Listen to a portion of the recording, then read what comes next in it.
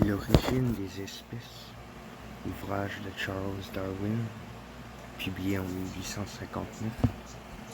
L'origine des espèces, On the Origin of Species, est un ouvrage scientifique de Charles Darwin, publié le 24 novembre 1859 pour sa première édition anglaise sous le titre L'origine des espèces au moyen de la sélection naturelle ou la préservation des races favorisées dans la lutte pour la survie.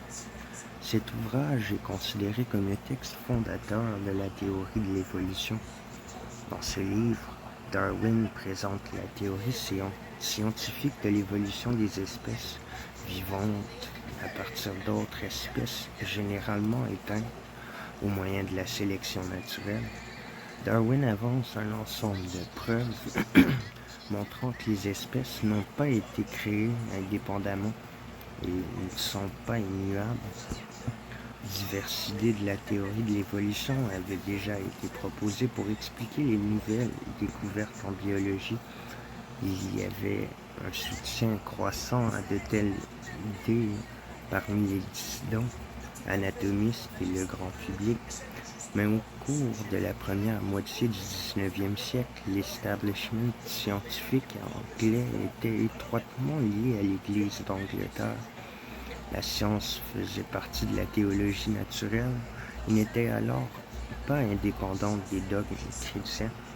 Les idées sur la transmutation des espèces étaient controversées, entrant en conflit avec les croyances que les espèces étaient immuables et faisaient partie d'une hiérarchie constituée par Dieu et que les humains étaient uniques, sans rapport avec d'autres animaux.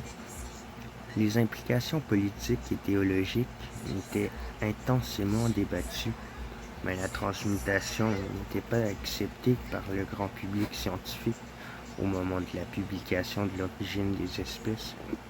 Cet ouvrage, accessible au grand public et non pas uniquement aux spécialistes, eut un retentissement énorme et fit l'objet d'intenses débats. Durant l'éclipse du darwinisme des années 1880 à 1930, différents autres mécanismes d'évolution furent mis en avant avec le développement de la synthèse évolutionniste dans les années 1930 et 1940. La conception darwinienne de l'adaptation évolutionnaire au moyen de la sélection naturelle devint centrale dans la théorie moderne de l'évolution. C'est désormais le principe unifiant des sciences de la vie.